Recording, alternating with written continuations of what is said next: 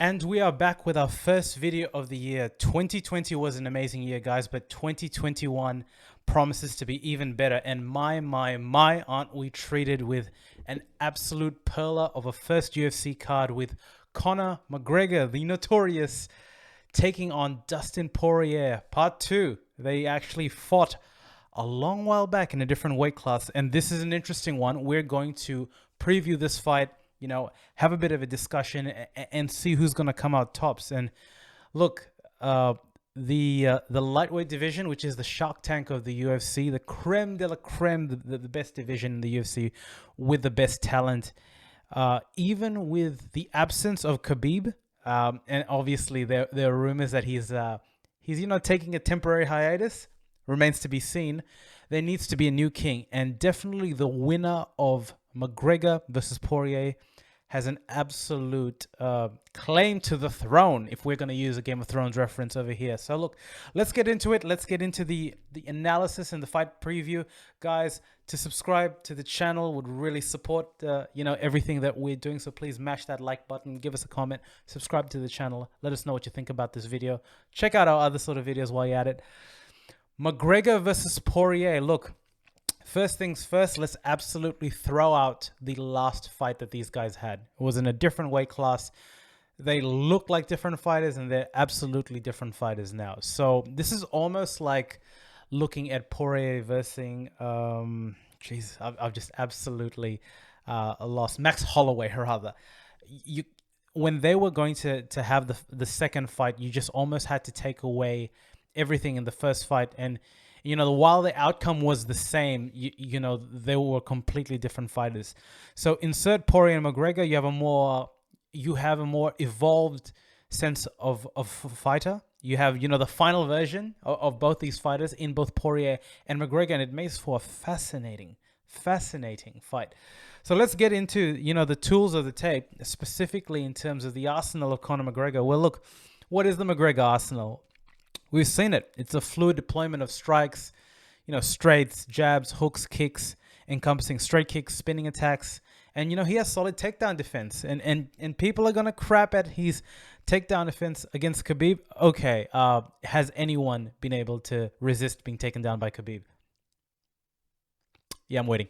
No one. So, look, McGregor had, upon looking at the tape, looking at the video, various commentators have said this, he had a really impressive showing against Khabib, really, if you think about it. One of the rounds he won, which is probably one of the first rounds that, if not the first round that Khabib has lost in his entire career. So that's got to say something. And I think, the great thing about this fight is they're both strikers. So they're going to stay in the middle of the octagon, and hopefully we're going to see a war. But how do they operate it here? Look, Porier is a very different fighter. He utilizes, an unorthodox combination. He's an unorthodox power puncher. Unorthodox may not be the right word, but, Dustin really, does his best work staying in the pocket, punching in rhythm, punching in bunches, ending combinations. And whereas McGregor is, like an explosive athlete, Porier is a marathon runner, and he gets better. He's like a good wine. His output, his striking cadence, his striking effectiveness, really gets better as time goes on. And I think that this is really the juxtaposition of the fight styles. And you might look at a lot of different analyses which will say the same thing, and it's true. McGregor is a fast starter. Like, he's got heat in his hands, specifically that left. Everyone knows about that straight left. And, I really had to go back to watch both these fighters on tape. And I zoned in on a common opponent that they both have, which was Eddie Alvarez, just to see how both of these individuals really approach that. And when we saw McGregor versus Eddie Alvarez, it was the speed of McGregor's strikes that Eddie Alvarez was really struggling with. He would get caught time and time again. And McGregor comes in, a really confident McGregor, and you possibly didn't necessarily see that because of the threat of the takedown against Khabib, comes in really bashful, really light on his feet, establishing with a jab, because that left is there. If it lands, it's gonna hurt people. And it landed, the strikes landed against Poirier in the first fight. So Poirier is well aware of the finishing power of McGregor, and that's, really McGregor's, not to say his only game plan, but really him at his most devastating, at his most effective. His ability to come in the first round, really start with all throttles on the booster, and see if he can catch Poirier early. We know that Poirier can take damage, and that's the other variable in this particular fight. We know who can take damage and who can wear it better. That's Dustin Porier. Tick, tick, tick, tick. But who is gonna land, the first strike, the first significant strike of damage, and who's gonna wear it better? Because if Poirier starts his combinations going on pretty early, and he had a war against Dan Hooker in 2020, which was up there, mate. It's a top 3 fight in my opinion, especially if you're gonna just relegate it to the men's sort of division. So look, Poirier knows how to start the turbo engines earlier. Like, he knows how to get into a fist fight. He knows what works for him. And Poirier is really sort of interesting, and I mean this with the utmost respect. When you see a Poirier punch, it's almost like it's wading through, concrete. There's a lot of force and power in it, but it's not necessarily very fast. A Conor strike is like a laser beam, so the ability for Conor to maintain distance, dart in, dart out, really, touch up Poirier and land that major strike will be important. Both guys exhibit a really strong baseline of striking defense. You see the shoulder shrug, which is actually into I think Poirier really does like fighting within the pocket, and you see him utilizing a little bit more than McGregor, but I've seen McGregor use that time and time again as well. So it'll be really interesting, who's going to land the the significant combination or strike early on, and who's going to recover from it, and B, the ability to gauge distance. The ability for Poirier to, mitigate the explosiveness of Conor McGregor, fight in the pocket, and fight the fight that he wants to fight, which is a technical brawl. I think Poirier may not like, it being labeled that way, but these are the fights that we know Dustin Porier for. I mean, the Alvarez fights, the Gaethje fights, they're brawls. Like, he takes you into deep water from a striking perspective. And can Conor handle that level of pace if it goes past the second and third round? And that's really the interesting point, because to me, that is a key to victory. Can Conor handle that? And conversely, can Dustin Porier weather whatever the McGregor storm is? Because we saw against Cowboy, he came explosively. He came with his shoulder barges, the kicks, and I think really the implementation of kicks from both fighters. Who is going to win the kicking war? These guys predominantly, Dustin Porier is a boxing-based attack. Conor McGregor utilizes all facets of striking, but predominantly, it's set up with the hands. But he is a very interesting arsenal of kicks, and Conor at his best often starts with a kick. The spinning back kick, the straight, the kick that ended Cowboys night. Like, that's not that it's new, but Conor has it within him, and this is a new cadence for Dustin. He utilizes kicks often towards the end. Body kicks, shin kicks. The kick within mixed martial arts has been, not that it has it's a new thing, but the implementation of it within combinations has really been the explosion of it, the explosion of it within mixed martial arts, and especially in 2020 has really been a talking point. And how will these two exponents of striking utilize it? Who will win the battle of the kicks? Will there be any level of grappling here? And I think this is really sort of interesting, because the short answer is I don't think there's going to be any level of ground grappling. Not at all.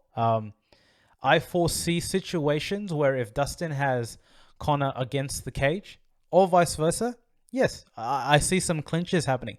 Do I see a takedown happening? Potentially. Potentially, if Conor McGregor is lighting up Dustin Porier early, it would make absolute sense for him to engage in clinch and potentially try and take him down. But we know that these guys don't want to fight like this. Absolutely not. Dustin, in his last fight against Porier, said he wanted to be more of a technician. And, he doesn't necessarily like these wars because it wears on his body. And absolutely. And how is that going to play a factor? You know, Dustin's last 2 fights have been quite taxing on him. I mean, he got choked out by Khabib, so maybe not necessarily in that particular regard, but that fight against Dan Hooker, those are the sort of fights that take mileage out of a career. Like, it's an absolute masterclass. McGregor's got in and got out. You know, ironically, he fought in January 2020. He's fighting in January 2021. So look, who wins this? What do I think? Look, it's an interesting one. My heart says Porier. My head says McGregor. McGregor in almost every aspect is the twitchier, the more explosive. He has the most damage. He can offer the most damage and really can have fight-ending sequences to more effect than Porier. The but and if is Porier wears damage better. Porier in the later rounds exudes confidence better. Porier, once he gets his striking cadence on, and if he can land a couple of combinations specifically to the torso and maybe to the leg of Conor McGregor to slow down McGregor's explosiveness, we know who has a resume of fights where he has shown heart consistently time and time again. So look, this is a battle of how this gets finished, who gets this gets finished. Like, I'd be really interested to see the betting odds here, because from rounds 1 to 2, I see this as a McGregor fight, a McGregor victory rather. Be advised, strikes, TKO, he's finishing him in rounds 1 to 2. If this goes to the distance, I very much doubt, and I'd love to be proven wrong. Like, Conor is a world-class athlete, but he's historically shown time and time again that his fighting style is extremely taxing from a cardio perspective. So, you know, if this goes on from the third to the 5th, it's a Porier fight. He will come on strong. He will wear damage on Conor McGregor, and like a video game, once that health bar gets a bit lower, some of these damage credentials are going to hit. You know, they're going to hurt Conor. They're absolutely going to hurt Conor. So look, guys, that's my analysis of the fight. Let's drum roll. How do I see this going? I see this going in terms of a Conor TKO in the second round. And why? Mate, Conor looked really explosive against Cowboy. And I know a lot of guys are going to say, hey, mate, that's against Cowboy. There's a significant disparity in terms of, you know, fighter competence, especially Cowboy versus Porier. And to that effect, I'd say absolutely, I agree with you. But at the same time, I just think he's coming back. He's hungry. He's just super explosive. And as much as Porier can wear and take damage very well, and he showed that against Hooker, he's shown that consistently time and time again. He doesn't need, me, telling him that. I think that Conor is a different beast when he hits and when he strikes, and we saw that. We've seen that.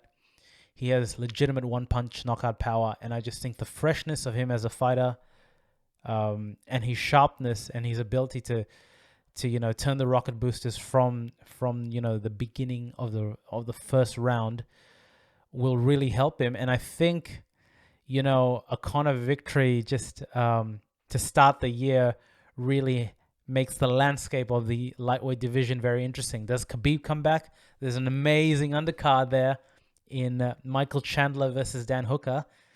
Jeez, this is a great card. It's an absolutely great card. Well, guys, that was my little dialogue and preview on the fight. What do you think? Who do you think is going to win? How do you think they're going to win it? Do you think McGregor has what it takes to come back in a big way?